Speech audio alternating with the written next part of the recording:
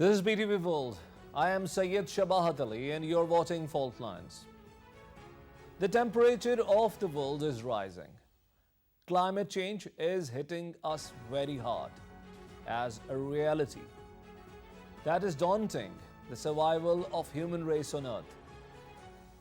In last 650,000 years, Earth never had this level of carbon dioxide emission that we have today.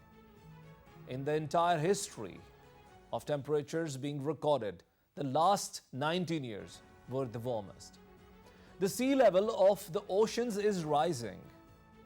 And amid all of this, all the world's leaders have to offer is a rhetoric. We do not see any impact on ground as the floods are hitting the major cities. And the bushfires are playing havoc in Turkey, United States, and last year in Australia, when it burned more than 18 million hectares of land. We have taken out an explainer with you with TDC, that's a YouTube channel.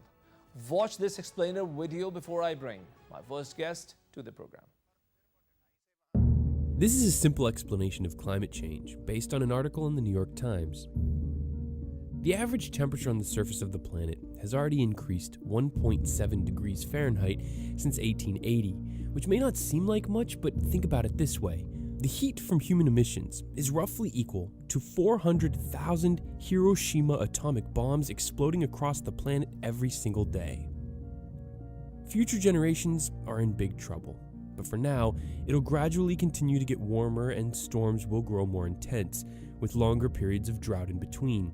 But longer term, if emissions continue to rise unchecked, the climate disasters will be so severe they will destabilize entire nations, send millions of refugees across borders, cause widespread extinction of most species on Earth, and melt the polar ice caps, leaving most of the world's coastal cities several feet underwater. All this could take centuries, but something like the sudden collapse of agriculture would trigger immediate chaos in society. Best case is we get our act together and begin to rapidly bring emission levels down. Meanwhile, Earth turns out to be less sensitive to greenhouse gases than we currently believe, plants and animals adapt quickly, and major technological breakthroughs help society limit emissions and adjust to climate change. But these are all the opposite of what we're actually seeing, so the only thing in our control is to limit emissions using all available tools and best behaviors currently at our disposal. Worst case, the collapse of food production causes spiraling prices, and as our capitalist utopia breaks down, billions starve as our world gets violent and messy real quick, kind of like a zombie apocalypse, but with extreme hunger spreading chaos instead, so yeah, still just like a zombie apocalypse. This would be coupled with the melting of the Antarctic ice sheet, leading to rapidly rising seas that would force us to abandon many of our greatest cities and all of the social and scientific progress that we were making within them. Adding insult to injury is the fact that many of the emissions were emitted while building these now abandoned underwater metropolises. If emissions continue unchecked, we're looking at a total rise of between 80 to 160 feet, which would occur if all the ice in the poles melted. So the oceans will rise. The real question is how fast. My first guest is in the program is Osama Rizvi. He is energy analyst with a special focus on climate change. Osama, welcome to the program. Thank you. Thank you for having me. Reading you quite often, and you are a frequent writer about the subject of climate change. How serious do you believe, Osama, is the problem?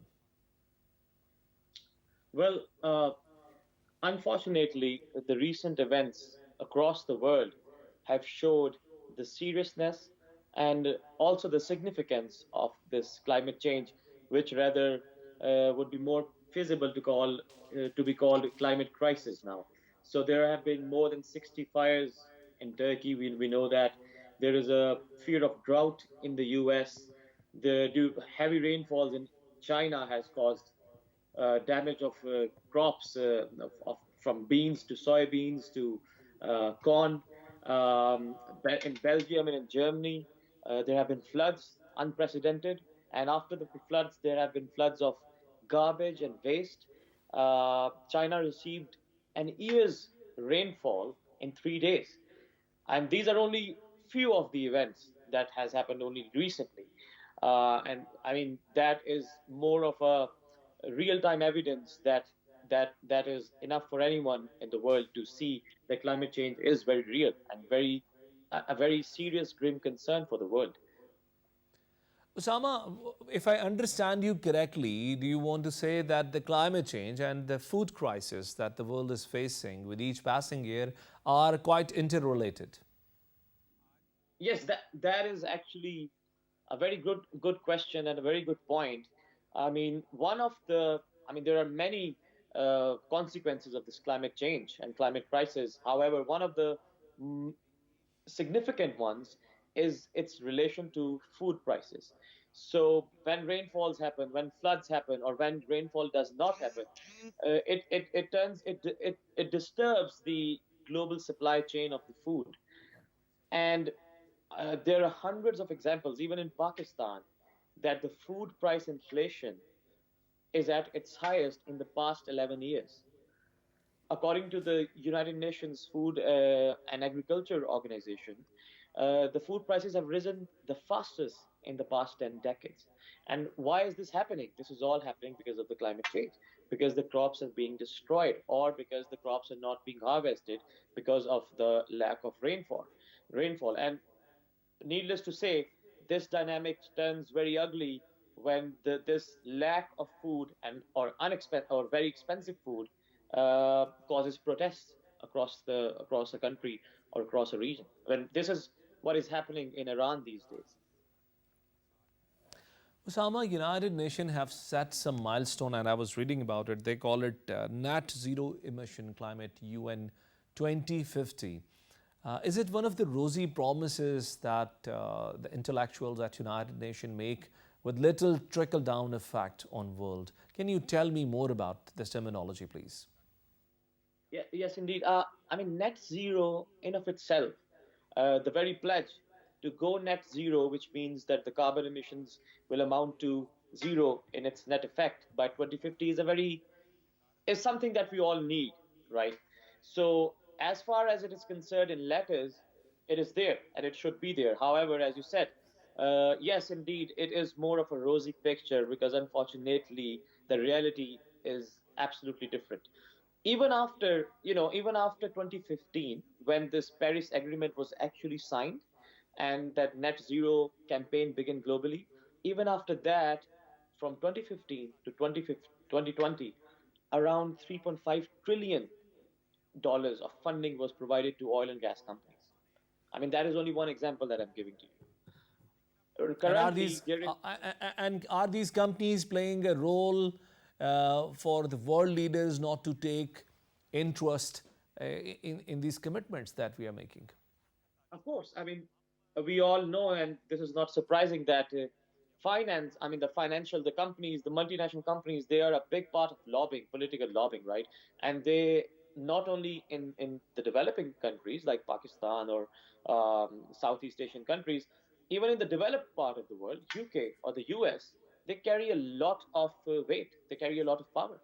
And indeed, uh, their policies, their assets, their money, it has been an influence. It has been a hindrance towards moving towards cleaner sources of energy. There is no doubt about it. Osama, you mentioned in the first part of your conversation about these floods that are hitting many countries very hard, unprecedented floods that have never been seen before. We saw a recent flood in China that broke all the records they had in their known history. Now, my question here is this more a question of water management and being able to stop these rivers coming flowing into the urban centers, or is it more related with the environmental pollution that is perhaps melting more ice or we are having more rain? Please tell us more about it.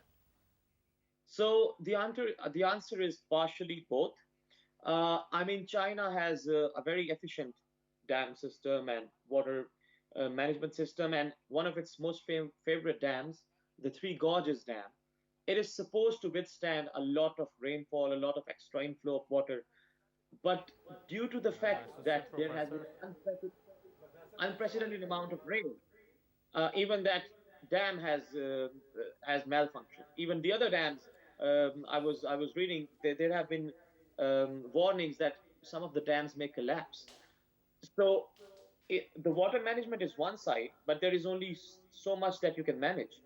The environmental aspect, the melting glaciers, the unusual rainfalls once again. I mean, the unusual weather, so to speak, that carries a lot of weight in what is happening recently.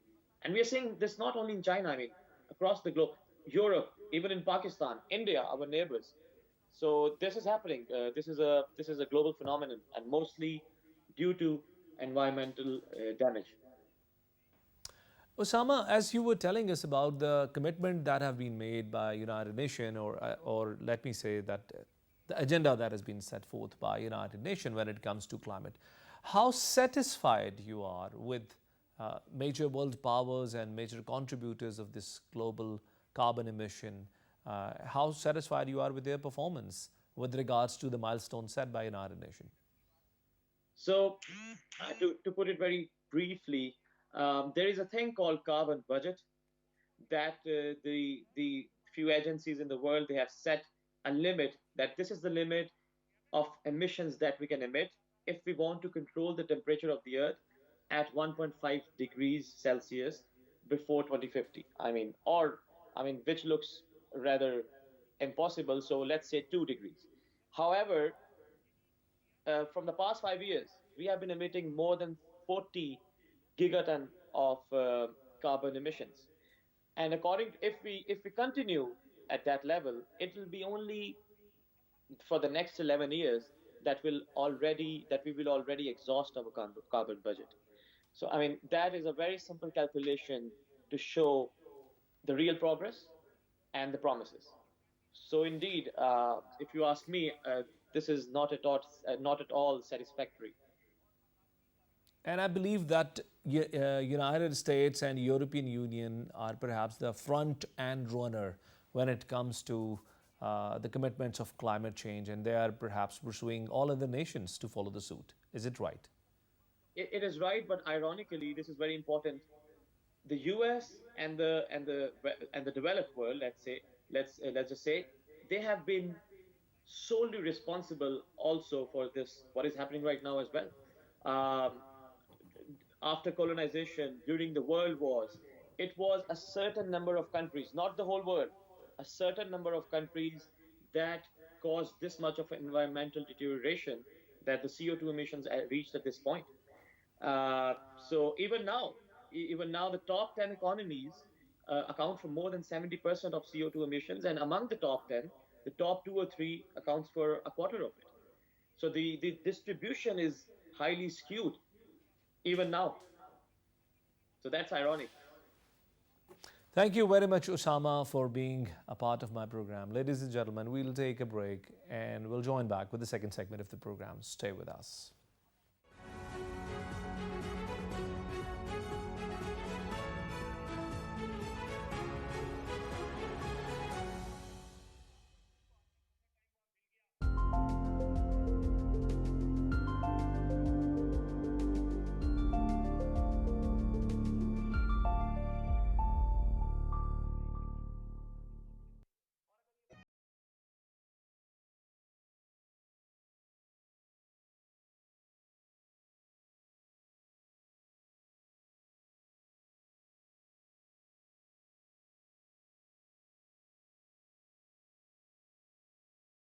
Badshai Mosque, or the Royal Mosque in Lahore, commissioned by the sixth Mughal Emperor Aurangzeb in 1671 and completed in 1673, is the second largest mosque in Pakistan and South Asia and the fifth largest mosque in the world.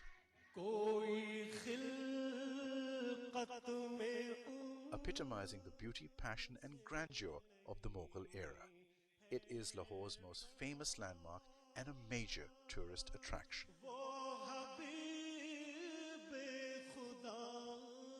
Capable of accommodating 5,000 worshippers in its main prayer hall and a further 95,000 in its courtyard, it remains the largest mosque in the world.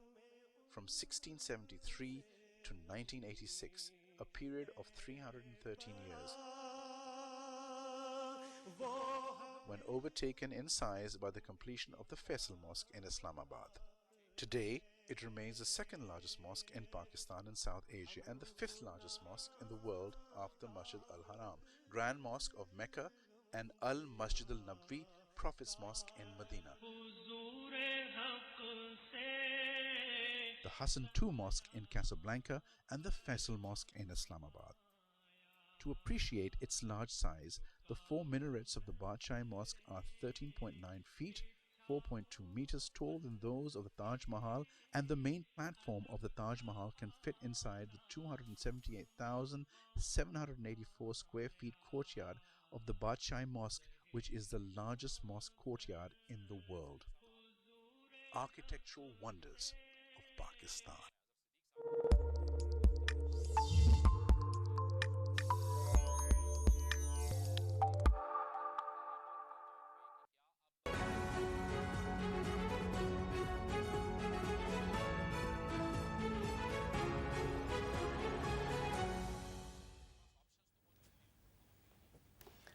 Welcome back.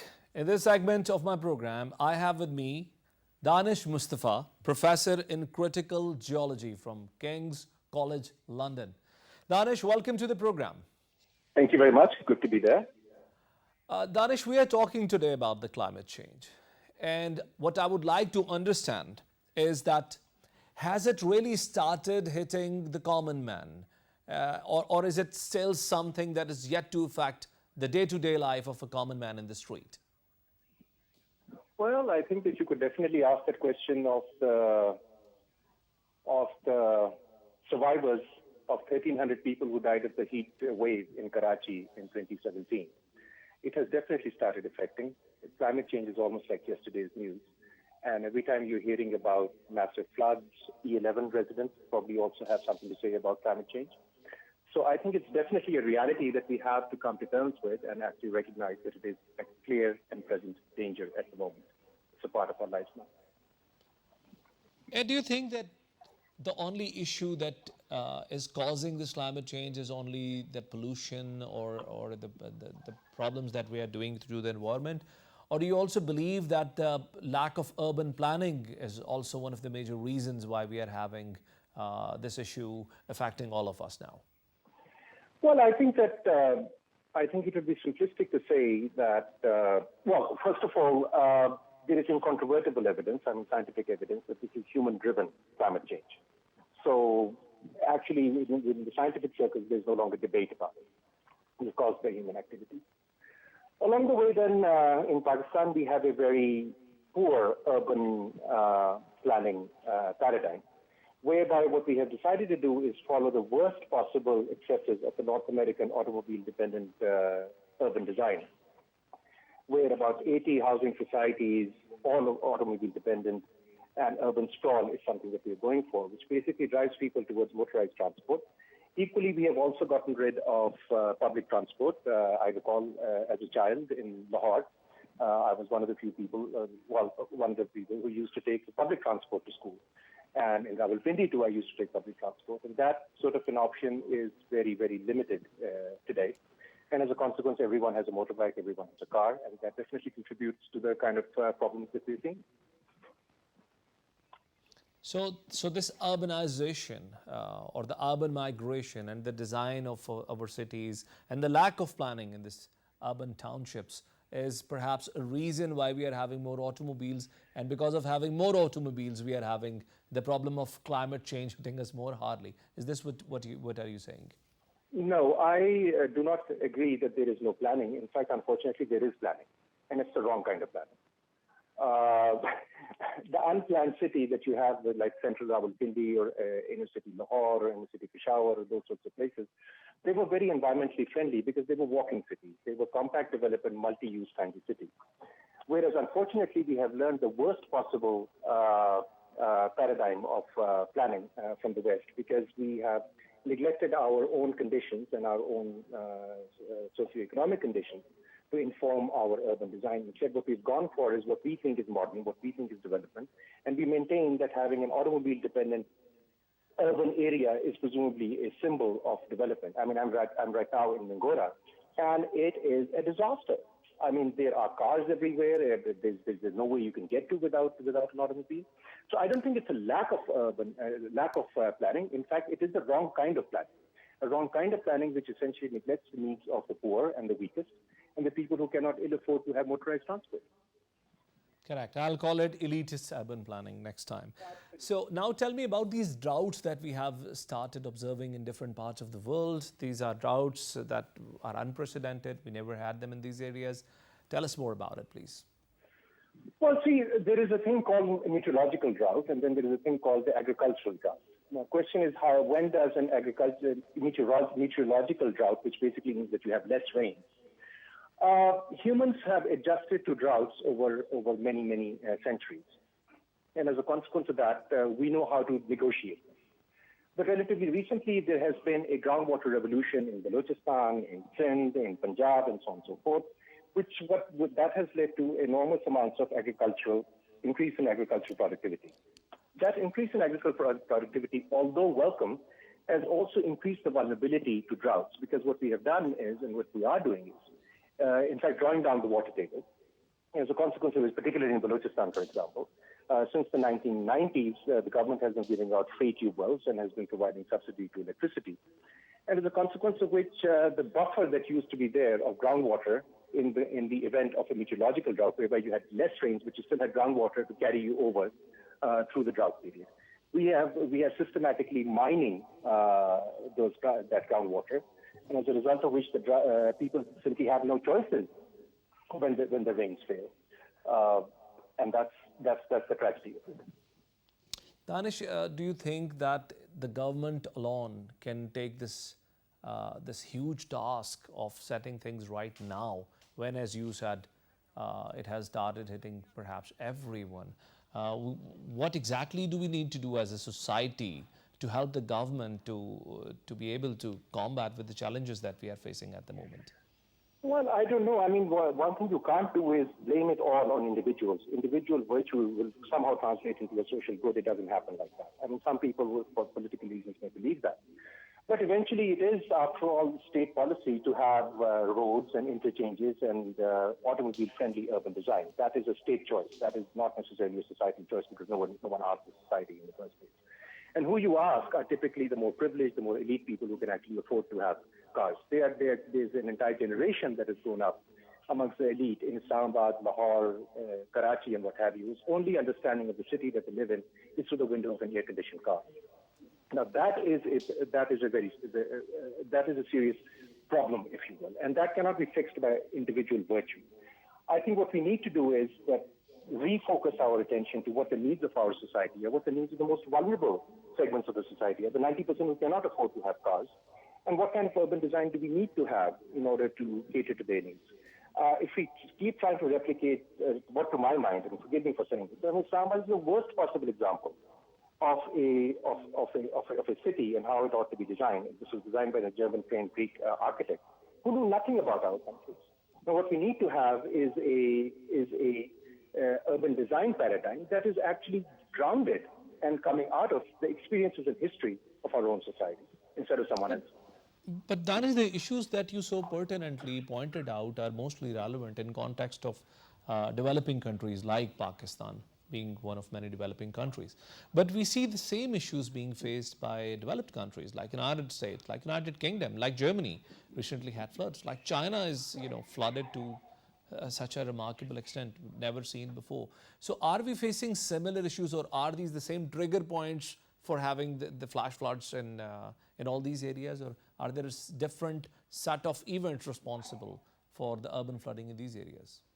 Well, I wish I could tell you that Pakistan is somehow an exception or a freak of a country. It is not. Unfortunately, we are the most normal, ordinary post-colonial society who has basically relinquished our capacity to think for ourselves to what the West has to say and what the West is doing. And basically, we have started equating development to what the Western paradigm of Western lifestyle is. Started.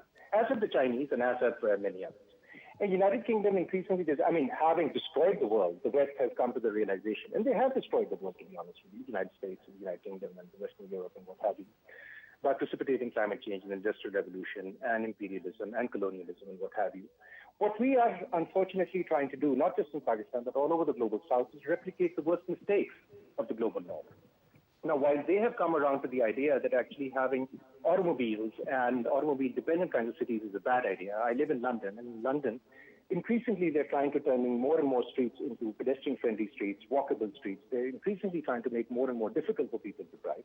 And whereas we are turning around and making cities more and more automobile-friendly. I mean, literally someone was saying that today the Islamabad highway is like the Great Wall of China between one side of the city to the other. Firozpur Road in Lahore is the Great Wall of China, separating communities, separating people who have no way of crossing. I mean, the street crossing is what, every 3 kilometers? How does a woman with a child, how does an elderly person negotiate 150 stairs to go up every 3 kilometers to cross onto the other side?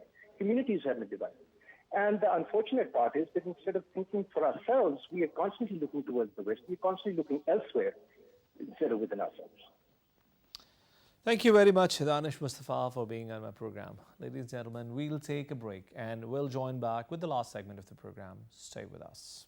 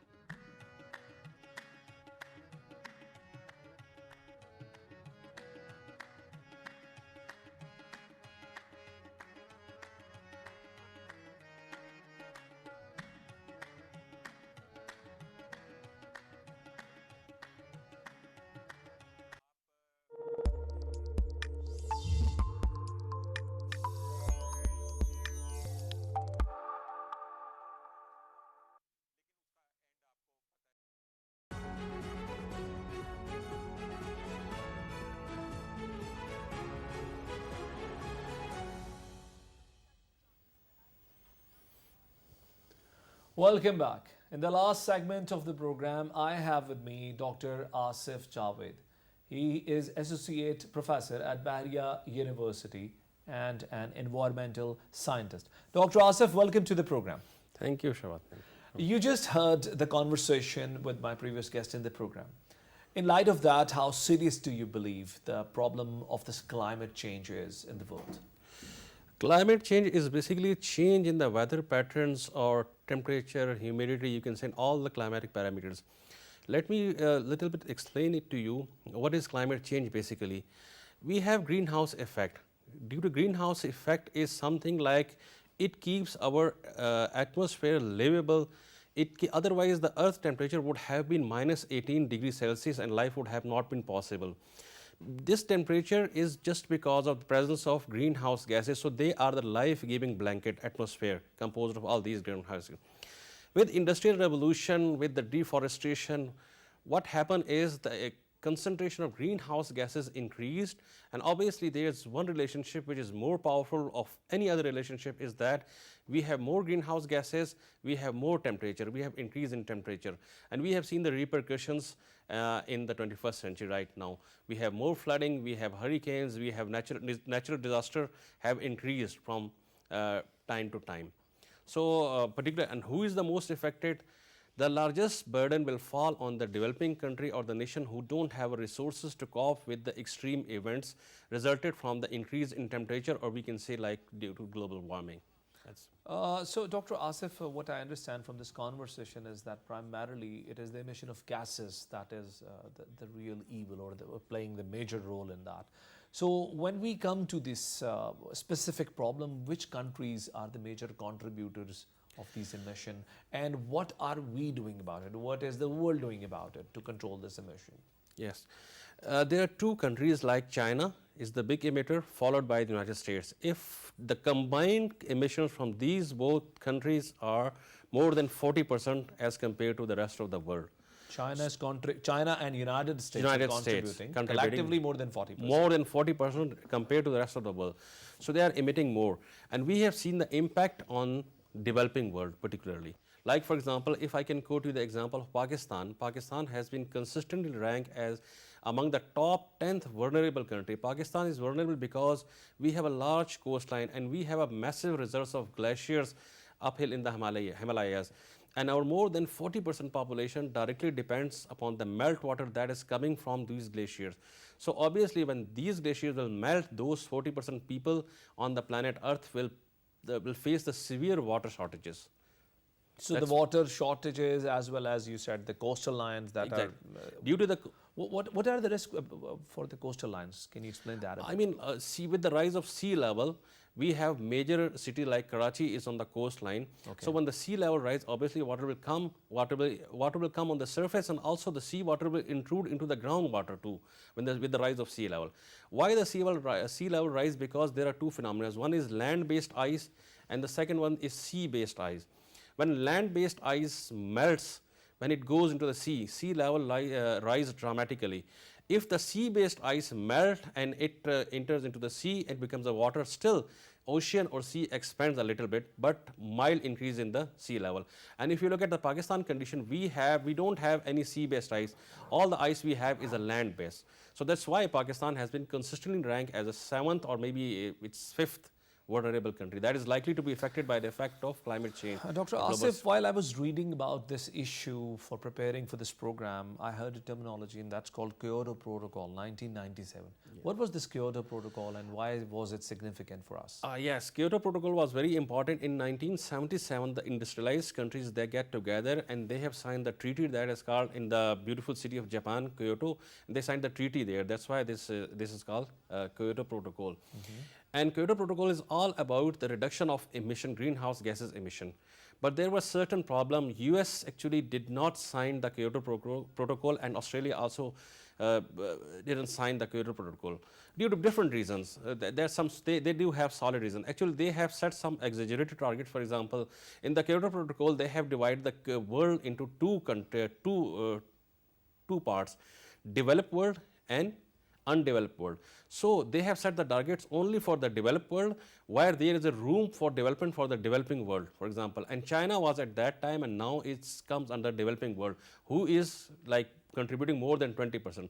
So US feel that this is something not good, or something like not acceptable at all, because high emitter has been exempted from the mandatory reductions. So the mandatory target setting nature of that protocol actually compels the US to back up from that protocol, Kyoto Protocol. Pakistan was signatory since the beginning of that protocol. Okay. So that. And I was also looking at a statement of Senator John Kerry.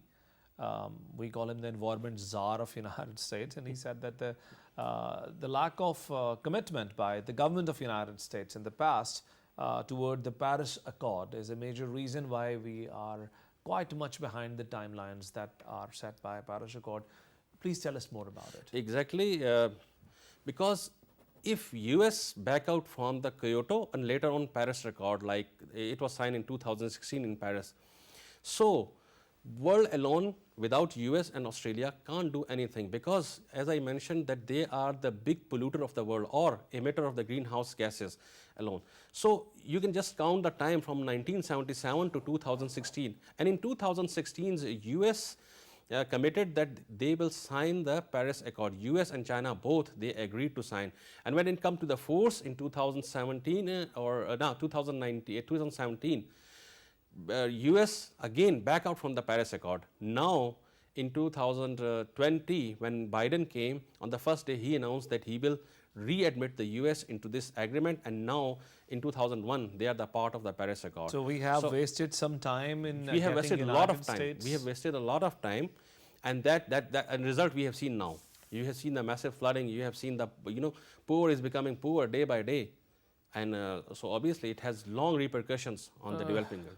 At least twice in your conversation, you said that the targets set in Kyoto Protocol were exaggerated in nature. Was ambitious. Were over ambitious in nature. So now we have this UN's target set for 2050.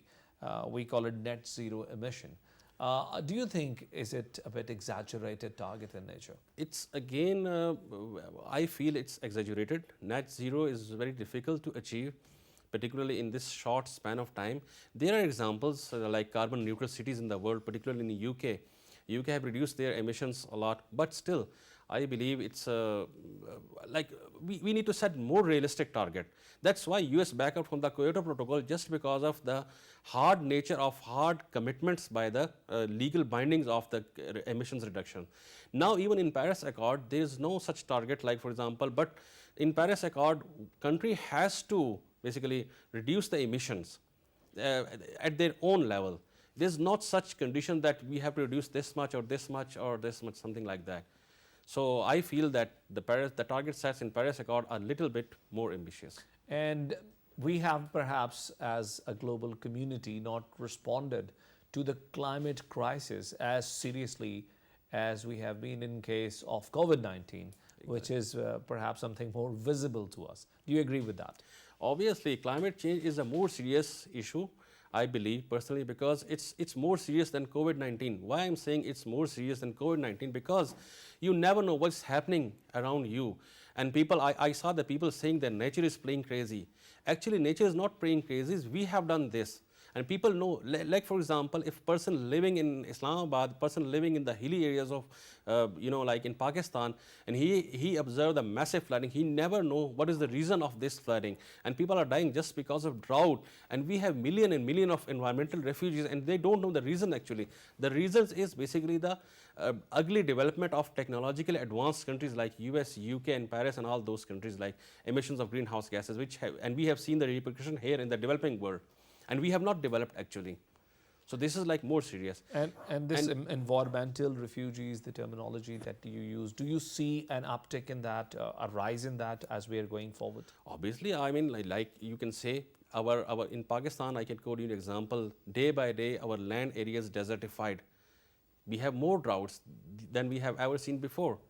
And it's a global phenomenon. It's happening everywhere. Like in South Atlantic Ocean, there are many books have been written on that ocean that we don't have hurricane on that ocean, but we have saw the hurricane. Why we don't have a hurricane on that ocean? Because for hurricanes, the conditions required to form a hurricane is required the warm water, warm sea surface, but we have a hurricane here, so we have devastation here in the South Atlantic Ocean too. So we have seen the implications, we have seen the effects everywhere in the world, but more visible effects are on the developing world because they don't have a resources, technological advancement to cope with such situations. And Dr. Asif, as we proceed forward with that, as more urban floods are observed, as the soil erosion problem is increasing, there is going to be a more stress on the agricultural resources that we have, which might give birth to many conflicts in the world. Basically, the largest victim of climate change is the water.